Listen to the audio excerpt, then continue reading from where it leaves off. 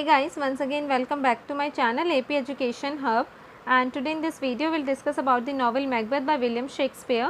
And guys, we'll discuss the Act 4 Scene 1 summary and analysis. And guys, before this video we have already discussed about the introduction, main characters, complete summary and the previous act summary and analysis also. So अगर आप लोगों ने वो videos नहीं देखी हैं तो मैंने अपने चैनल पर एक प्लेलिस्ट क्रिएट कर रखी है BA ऑनर्स इंग्लिश, उसका लिंक मैं आप लोगों को डिस्क्रिप्शन बॉक्स में दे दूँगी, वहाँ जाकर आप लोग वो सारी वीडियोस देख सकते हैं। So without any delay let discuss about this scene. तो guys this scene starts on a dark and stormy night. So guys ये सीन कब स्टार्ट होता है? ये सीन स्टार्ट होता है डार्क एंड स्टॉर्मी नाइट, मतलब तूफान आ रहा होता है, उस रात को ये सीन स्टार्ट होता है। So this scene can be divided into 3 parts. So guys देखो, एक तो ये सीन स्टार्ट होता है, जो प्लॉटिंग होती है उस टाइम पर मौसम इस तरीके का होता है कि तूफ़ानी तूफ़ानी, और इस सीन को हम 3 पार्ट्स में डिवाइड करते हैं। एक तो casting of a spell bye witches, कि जो विचेस हैं वो कुछ स्पेल करती है, कुछ मंत्र बोलती हैं, चैंटिंग करती हैं इसी तरीके से, and the super natural answers on the demands of Macbeth. दूसरा पार्ट किस में डिवाइड कर सकते हैं कि जो मैकबेथ है विचेस से क्वेश्चंस पूछता है और विचेस उनके सुपर नेचुरल आंसर्स देती हैं, and the third return of Macbeth to the world of politics. और तीसरा पार्ट किस में डिवाइड कर सकते हैं इस सीन का कि जो मैकबेथ है दोबारा से आ जाता है लड़ाई वाले सीन में, world of politics. So guys देखो ये सीन स्टार्ट कैसे होता है, मतलब हम सबसे पहले अब इस सीन का फर्स्ट पार्ट है casting of a spell bye witches, के जो विचेस हैं वो किस तरीके से कास्टिंग कर रही हैं वो हम देख रहे हैं। सो ये सीन स्टार्ट होता है 3 witches hanging out in a cave roasting marshmallows and chanting spells around a boiling cauldron. So guys देखो ये सीन स्टार्ट होता है 3 विचेस की एंट्री के साथ, जो 3 वियर्ड सिस्टर्स जिन्हें हम 3 विचेस कह रहे हैं उनके एंट्री के साथ ये सीन स्टार्ट होता है, और वो एक केव के बाहर हैंग आउट कर रही हैं जहाँ पर वो मार्शमेलोज रोस्ट कर रही हैं, और साथ ही साथ उन्होंने एक कॉल्ड्रॉन मतलब एक कढ़ाई, बड़ी सी कढ़ाई रख रखी है, उसमें वो कुछ उबाल रही हैं, और जो वो कढ़ाई है उसके अंदर उन्होंने अलग अलग एनिमल्स के अलग अलग पार्ट्स डाल रखे हैं, जैसे फ्रॉक की जीभ डाल रखी है, किसी के हाथ डाल रखे हैं, किसी एनिमल की उंगली डाल रखी है, किसी एनिमल की पूंछ डाल रखी है। इस तरीके से उन्होंने उस कॉल्ड्रॉन में अलग अलग एनिमल्स के अलग अलग पार्ट्स डाल रखे हैं, और उस बॉइलिंग कॉल्ड्रॉन के अराउंड घूमकर, मतलब उसके चारों तरफ घूमकर वो कुछ कुछ मंत्र बोल रही हैं। And then Hecate enters, Macbeth follows her. So guys देखो उसके बाद जो इन 3 विचेस की गॉडेस है हैकेट, वो एंटर होती हैं और उसके पीछे पीछे मैकबेथ आता है। मैकबेथ उस हैकेट को फॉलो करता है, and then Macbeth gives witches some props to control the weather. So guys देखो जो वेदर है वो बहुत ज़्यादा ख़राब होता है, और इसीलिए जो मैकबेथ है वो विचेस को कुछ प्रॉप्स देता है कि आप इस वेदर को कंट्रोल करो, वेदर को थोड़ा नॉर्मल कर दो। And then Macbeth says that he has some more question. So guys जो मैकबेथ यहाँ पर आता है विचेस के पास, वो विचेस को बोलता है कि उसे कुछ और क्वेश्चंस पूछने हैं विचेस से अपने फ्यूचर के regarding. And guys witches add some more ingredients to the cauldron and each addressing Macbeth. So guys देखो विचेस मैकबेथ को एड्रेस करने से पहले उस कॉल्ड्रॉन के अंदर कुछ और इंग्रेडिएंट्स डाल देती है, और उसके बाद हर विच एक एक करके मैकबेथ को एड्रेस करती है। सो सबसे पहले विच आती हैं, and the first witch with an armed head wants him to be beware of Macduff. So guys सबसे पहले जो विच आती है उसके हाथ में होता है एक हैड, आर्म्ड हैड होता है उसके हाथ में, जो कि उसे वार्न कर रहा है कि तुम मैकडफ से सावधान रहो, मैकडफ से बच के रहो, मैकडफ तुम्हारे लिए खतरा साबित हो सकता है। And then the second witch appear and with a bloody child promises none of woman born shall harms of Macbeth. So guys देखो उसके बाद सेकेंड विच अपीयर होती है, उसके पास होता है एक छोटा सा बच्चा, ब्लडी चाइल्ड होता है उसके पास, और उस चाइल्ड से वो ये रिप्रेजेंट करती है कि मैकबेथ को उससे डरने की बिल्कुल भी ज़रूरत नहीं है जो एक विमेन से पैदा हुआ हो, मतलब जो एक विमेन से पैदा हुआ होगा वो मैकबेथ को हार्म नहीं पहुंचा सकता। और मैकबेथ सोचता है कि हर कोई विमेन से पैदा हुआ है, इसका मतलब कोई भी उसे हार्म नहीं पहुंचा सकता। And then the third, a child wearing crown with a tree in his hand, Macbeth won't be conquered he is safe until Birnam Wood moves to Dunsinane Hill. So guys उसके बाद third which appear होती है, और उसके हाथ में एक बच्चा होता है जिसके सर पर क्राउन होता है, मतलब वो राजा है, और उसके हाथ में होता है ट्री। तो मतलब वो ये रिप्रेजेंट कर रही है कि मैकबेथ तब तक सेफ है तब तक Birnam woods moves to the Dunsinane and hills, तब तक मैकबेथ सेफ है। सो ये तीनों विचेस इस तरीके से मैकबेथ को बिवेयर करती हैं कि अगर ये चीज़ें हैं तो तुम्हें डरने की ज़रूरत नहीं है। गाइस मैकबेथ क्या सोचता है कि हर कोई इंसान विमेन से पैदा होता है, इसका मतलब उसे डरने की कोई भी ज़रूरत नहीं है, और रही बात मैकडफ की तो वो मैकडफ को मरवा देगा। तो guys then Macbeth thinks he is safe now but he still asks if Banquo's children will ever rule. तो गाइस मैकबेथ सोचता है वो सेफ है because every man born of women and Birnam woods does not move to the Dunsinane hill, इसलिए वो सोचता है कि वो सेफ है, बट वो फिर भी पूछता है कि जो बैंके के डिसेंडेंट्स है क्या वो कभी किंग बन सकते हैं, will they ever rule, and then witches warn him to ask no more questions but Macbeth ask. Guys witches बोलती हैं कि नो मोर क्वेश्चंस, अब हम किसी भी क्वेश्चन का जवाब नहीं देंगे, please don't ask no more questions. So guys उसके बाद मैकबेथ बोलता है कि बस इस सवाल का जवाब दे दो, उसके बाद मैं सेटिस्फाइड हो जाऊंगा, और अगर विचेस ने इस सवाल का जवाब नहीं दिया तो जो भी बुरा मेरे साथ होने वाला है, जो भी कर्ज तुमने मेरे लिए बताए हैं, वो सब मैं चाहता हूँ कि वो तुम पर पड़ जाए, वो सब तुम्हारे साथ होगा, जो मेरे साथ होने वाला होगा वो सब तुम्हारे साथ हो जाएगा। एंड देन विचेस उसको शो करके दिखाती हैं, and witches shows him a line of 8 Kings, the last one holds a mirror which reflects many more Kings and one is holding 2 orbs.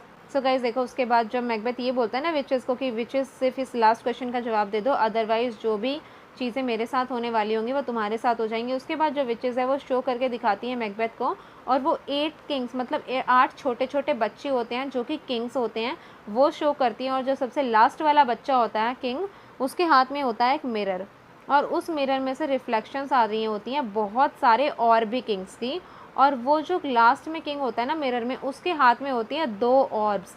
2 orbs का मतलब होता है कि एक ही साथ एक ही बंदा 2 जगहों पे शासन करता है, वो होता है। और गाइस जो ये लास्ट वाला बच्चा होता है ना, इसकी शक्ल बैंके से मिलती है।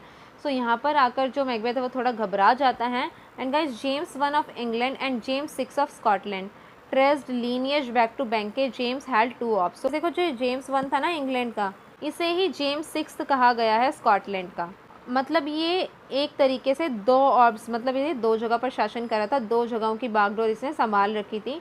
और गाइस ऐसा माना जाता है कि जो ये जेम्स 1 इंग्लैंड का या जेम्स 6 स्कॉटलैंड का, ये एक ही बंदा था, और ये बैंके का डिसेंडेंट था, मतलब इसका लिंक था बैंके से। सो गाइज उसके बाद ये तो मैंने आपको एनालिसिस बताया है। सो गाइज विचेस जो है उसको ये 8 किंग शो करने के बाद वहाँ से चली जाती है, witches sing dance and vanish. ये तो गाइज देखो हमने सेकंड पार्ट डिस्कस किया है, जो मैंने आपको इनिशियली बताया था कि इस सीन को हम 3 पार्ट्स में डिवाइड कर सकते हैं। फर्स्ट जो था वो विचेस वाला था कि मतलब विचेस वो जो कॉर्नरॉल लेकर बैठी थी उसके अंदर अलग अलग चीज़ें डाल रही थी। सेकंड ये वाला था कि मैकबेथ के आंसर्स किस तरीके से देती है विचेस। और अब जो मैकबेथ है वो पॉलिटिकल वर्ल्ड में वापस आ चुका है। And Lennox enter and tells Macbeth that Macduff had definitely run away to England to get some help for a rebellion. So guys देखो मैकबेथ जब पॉलिटिकल वर्ल्ड में वापस आ गया है तो लेनॉक्स एंटर होता है, और लेनॉक्स मैकबेथ को बताता है कि मैकडफ जो है वो भाग गया है इंग्लैंड, और वहाँ से वो रिबेल की तैयारी, मतलब तुम्हारे खिलाफ रिबेल करने की तैयारी कर रहा है, एक आर्मी बनाने की कोशिश कर रहा है ताकि वो तुम्हारे अगेंस्ट वॉर कर सके। And then Macbeth decides to emerges in the battle, he announces his intention to wreak off a terrible revenge on Macduff's wife and children. So guys उसके बाद मैकबेथ डिसाइड करता है कि अब तो वो बैटल करके ही रहेगा, और वो अनाउंस कर देता है कि मैकडफ की वाइफ और जो मैकडफ के बच्चे हैं उनके साथ सबसे पहले वो रिवेंज लेगा, उनको मरवा देता है मैकबेथ। सो गाइस इस तरीके से जो ये सीन है एक्ट 4 सीन 1 एंड हो जाता है। We'll discuss the Act 4 Scene 2 summary and analysis. और guys इस वीडियो से पहले हम मैकबेथ का introduction, main characters, complete summary and summary and analysis of the previous act and previous scenes discuss कर चुके हैं। अगर आप लोगों ने वो सारी वीडियोस नहीं देखी और आप देखना चाहते हैं तो मैंने अपने चैनल पर एक प्लेलिस्ट क्रिएट कर रखी है बी ऑनर्स इंग्लिश, उसका लिंक मैं आप लोगों को डिस्क्रिप्शन बॉक्स में दे दूंगी, वहां जाकर आप लोग वो सारी वीडियोस देख सकते हैं। So without any delay let's discuss about this scene. So guys this scene starts at Macduff's castle 5। So guys देखो इस सीन की स्टार्टिंग होती है मैकडफ की कासल में, और मैकडफ की कासल का नाम है 5। सो इस सीन का जो प्लॉट है वो मैकडफ की कासल है, वहाँ से इस सीन की स्टार्टिंग होती है। Where Lady Macduff laments to Rose that her husband has ran away, leaving his son and his wife behind.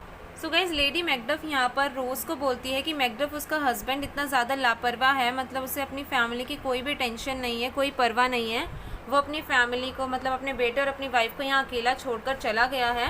And then Ross ask her to have patience. So guys उसके बाद जो ये रोज़ है ये बोलता है लेडी मैकडफ को कि पेशेंस रखो, सब कुछ ठीक हो जाएगा।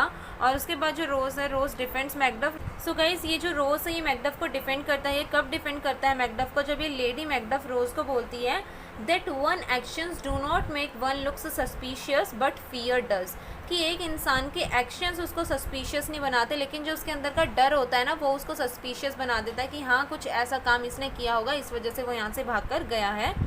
तो रोज़ यहाँ पर मैकडफ को डिफेंड करता है, और वो क्या कहता है that lady Macduff does not know whether it is his fear और wisdom that made him run away, कि ये उसका डर था या उसकी विजडम थी कि वो यहाँ से भाग कर गया। मतलब रोज़ के कहने का मतलब ये है कि मैकडफ डरा नहीं था, बल्कि उसके अंदर की एक विजडम थी, वो मैकबेथ की इस टायरेंट शासन से सबको छुटकारा दिलाना चाहता है, इसीलिए वो यहाँ से भाग कर गया है। तो मतलब मैकडफ की विजडम के कारण वो यहाँ से भागा था, ना कि फियर के कारण। So lady Macduff says that she does not see any wisdom in it. So lady Macduff यहाँ पर क्या कहती है कि मुझे इसमें कोई विजडम नहीं दिखाई देती कि एक इंसान अपनी बीवी और बच्चे को छोड़कर भाग जाए। So Ross knows that Macduff is noble, wise and judicious, but he does not speak more as time is cruel. So guys देखो, रोज को पता है कि जो मैकडफ है वो बहुत अच्छा इंसान है, नोबल है, वाइज है, जुडिशियस है, लेकिन वो इस टाइम पर कुछ बोलना नहीं चाहता है क्योंकि पता है उसे कि ये जो टाइम है ये टाइम ही ख़राब चल रहा है और कुछ भी बोलेगा तो वो लेडी मैकडफ को उसका उल्टा ही लगेगा। And then he leaves after saying that he will be there soon. So उसके बाद जो ये रोज़ है यहाँ से चला जाता है कहकर कि वो जल्दी ही मिलेगा और वो लेडी मैकडफ को ब्लेस करके जाता है। And then guys lady Macduff informs his son that his father is dead but boy argues that he is not. So guys उसके बाद जो लेडी मैकडफ है वो अपने बेटे को बोलती है, फ़नी बिट में बोलती है, मतलब मजाक से में मूड में बोलती है कि तुम्हारे फादर जो है वो मर चुके हैं। तो यहाँ पर जो उसका बेटा होता है लेडी मैकडफ का, वो बोलता है कि नहीं ऐसा कुछ भी नहीं है। Then a messenger enters and tells lady Macduff that a danger is approaching her and her child and she must flee from there along with her son. So guys यहाँ पर एक मैसेंजर आता है लेडी मैकडफ के पास इनके castle में, और वो क्या कहता है एक मैसेंजर आकर इन्हें कि यहाँ से भाग जाओ, आपके और आपके बेटे की जान को खतरा है। बट लेडी मैकडफ, गाइज यहाँ पर मैकडफ आना था, not Macbeth. So lady Macduff says that she is innocent and she has no reason to flee. So guys क्या कहते हैं यहाँ पर लेडी मैकडफ कि वो इनोसेंट है, उसका कोई दोष नहीं है और उसे कोई ज़रूरत नहीं है यहाँ से भागने की, बिकॉज भागते वो है जो कुछ गलत काम करते हैं। Then murderers enter and ask her where Macduff the traitor is. So guys उसके बाद मर्डरर्स आते हैं मैकडफ की कासल में और लेडी मैकडफ से पूछते हैं कि मैकडफ द ट्रेटर कहाँ पर है। एंड देन जो मैकडफ का बेटा होता है he calls the murderer liar and then murderers stab him. So lady Macduff और मैकडफ का जो ये बेटा था ये मर्डरर्स को लायर बोलता है, उसके बाद जो ये मर्डरर्स थे ये उसे चाकू मार देते हैं। So the son ask her mother to run and dies. So guys ये जो बेटा था मैकडफ का ये अपनी मदर लेडी मैकडफ को बोलता है कि आप यहाँ से भाग जाओ बिकॉज वरना ये आपको भी मार देंगे, और ये कहकर वो मर जाता है। And then lady Macduff runs from the scene crying and murderers pursue her. So guys ये जो लेडी मैकडफ है ये भागती है रोती हुई और जो मर्डरर्स है ये इसका पीछा करते हैं और लास्ट में इसे भी मार देते हैं। सो गाइज ये जो सीन है मैकबेथ एक्ट 4 सीन 2 ये यहीं पर एंड हो जाता है। Act 4 Scene 3 Summary and Analysis. And guys, before this video we have already discussed about the introduction, main characters, complete summary and the summary and analysis of the previous acts and previous scenes. So अगर आप लोगों ने वो सारी videos नहीं देखी हैं, आप देखना चाहते हैं तो मैंने अपने चैनल पर एक प्लेलिस्ट क्रिएट कर रखी है बी ऑनर्स इंग्लिश, उसका लिंक मैं आप लोगों को डिस्क्रिप्शन बॉक्स में दे दूंगी, वहां जाकर आप लोग वो सारी वीडियोस देख सकते हैं। So without any delay, let's discuss about this scene. So guys, this scene starts outside the King Edward's palace in England. So guys, last scene में हमने देखा था कि मैकबेथ ने कुछ मर्डरर्स हायर कर रखे थे और वो मर्डरर्स लेडी मैकडफ का और मैकडफ के बेटे का मर्डर कर देते हैं। सो ये जो सीन है ये स्टार्ट होता है किंग एडवर्ड। किंग एडवर्ड जो है वो इंग्लैंड के किंग है, इनके पैलेस के बाहर थोड़ी दूर इस सीन की स्टार्टिंग होती है।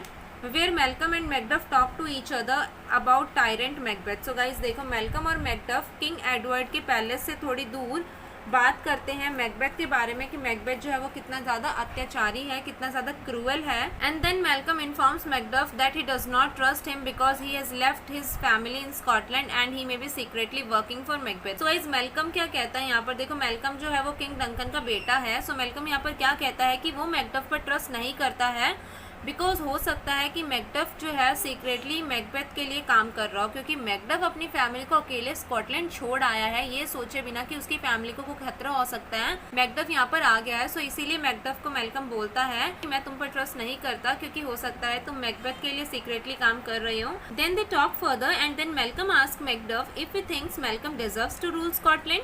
सो गाइस उसके बाद ये दोनों मैल्कम और मैकडफ आपस में थोड़ी और बातचीत करते हैं और मैल्कम मैकडफ से क्या पूछता है कि तुम्हें क्या लगता है मुझे स्कॉटलैंड पर रूल करना चाहिए या नहीं, कि मतलब मैं मैल्कम स्कॉटलैंड पर रूल करना डिजर्व करता हूँ या नहीं, स्कॉटलैंड का किंग बनना डिजर्व करता हूँ या नहीं। So guys, then Macduff says that such a person does not only deserve to rule but not even deserve to live. यहाँ पर live आना था LIVE. So guys, Macduff यहाँ पर क्या कहता है कि मैल्कम स्कॉटलैंड का किंग ही नहीं बल्कि वो तो जिंदा रहना भी डिजर्व नहीं करता, कि मतलब मैकडफ ये कह रहा है कि नहीं वो स्कॉटलैंड का किंग मैल्कम को नहीं देखता है, मैल्कम स्कॉटलैंड का किंग बनना डिजर्व नहीं करता है। So guys, Malcolm sees that Macduff is truly devoted to Scotland rather than just a political alliance. So guys, Malcolm को Macduff की इस बात से रियलाइज़ हो जाता है कि Macduff सच में ही स्कॉटलैंड के लिए डिवोटेड है, वो सिर्फ एक पॉलिटिकल अलायंस यहाँ पर बनाने नहीं आया है, वो सच में ही स्कॉटलैंड को चाहता है, स्कॉटलैंड के लिए डिवोटेड है। And then a doctor enters and talks about how king Edward cure the poor people by his touch. So guys उसके बाद जब ये दोनों बातें कर रहे थे वहाँ पर एक डॉक्टर आता है और वो डॉक्टर बताता है कि जो किंग एडवर्ड है वो किस तरीके से गरीब लोगों को सिर्फ अपने टच के ही थ्रू बीमारियों से बचा लेते हैं। And when the doctor leaves, Malcolm explains to Macduff that the King Edward has a miraculous power to cure disease. So guys, जब ये डॉक्टर यहाँ से चला जाता है तो मेलकम एक्सप्लेन करता है मैकडफ को, क्योंकि मेलकम तो इंग्लैंड में पहले से रह रहा है, मैकडफ तो अभी आया है, सो इसीलिए मेलकम बताता है मैकडफ को कि जो किंग है उनके पास एक मिराकुलस, एक जादुई शक्ति है कि वो गरीब लोगों की जो भी बीमारियाँ होती हैं उन्हें वो क्योर कर देते हैं. And then guys Ross enters the scene just arrived from Scotland. So guys देखो, अब रोज भी आ गया है इंग्लैंड में, अभी अभी वो स्कॉटलैंड से इंग्लैंड पहुंचा है और वो भी इस सीन में एंटर होता है. And then Macduff ask about his family. Ross lies that they are fine. So guys Macduff अपनी फैमिली के बारे में पूछता है, लेडी मैकडफ और अपने बेटे के बारे में. तो जो रोज है ना, यहाँ पर वो झूठ बोल देता है, वो कहता है कि उसकी फैमिली बिल्कुल ठीक है. Then Ross ask Malcolm to return to his country Scotland. So guys उसके बाद रोज आता है और वो किंग डंकन के बेटे मेलकम को बोलता है कि आप स्कॉटलैंड वापस चलिए, बिकॉज जो मैकबेथ है उसने स्कॉटलैंड का बहुत बुरा हाल कर दिया है, लोग उससे बहुत ज़्यादा परेशान हैं. And then Malcolm says that he will return with 10,000 soldiers. So guys Malcolm यहाँ पर क्या कहता है कि वो बहुत जल्दी स्कॉटलैंड आएगा 10,000 इंग्लिश सोल्जर्स के साथ. सो रोज ये जानकर बहुत खुश होता है कि थैंक गॉड मेलकम वहाँ पर आएगा सोल्जर्स के साथ, शायद उन्हें मैकबेथ के शासन से छुटकारा मिल जाएगा. And then Ross announces that he had a bad news also, Macduff's family has been murdered. So guys Ross यहाँ पर क्या बताता है कि एक बैड न्यूज़ है, और वो बैड न्यूज़ ये है कि जो मैकडफ की फैमिली है उसका मर्डर कर दिया गया है, मतलब लेडी मैकडफ और मैकडफ के बेटे का मर्डर हो गया, उन्हें मार दिया गया है. And then Macduff blames himself and start weeping. So guys Macduff इस चीज़ के लिए अपने आप को ब्लेम करता है कि उसे अपनी फैमिली को अकेले नहीं छोड़कर आना चाहिए था, और वो रोने लग जाता है. And then Malcolm urges him to turn his grief to anger. So guys देखो, जो मैकडफ है वो बहुत ज़्यादा रोने लग जाता है, अपने आप को ब्लेम करता है. तो मेलकम उसे बोलता है कि तुम अपनी ग्रीफ को अपने एंगर में बदलो, कि जो ये तुम्हारा दुख है ना इसे गुस्से में बदलो और तुम बदला लो. And then Macduff decides that he will take revenge. उसके बाद मैकडफ डिसाइड करता है कि वो मैकबेथ से रिवेंज लेगा. सो गाइस ये जो सीन है मैकबेथ एक्ट 4 सीन 3 यहीं पर एंड हो जाता है.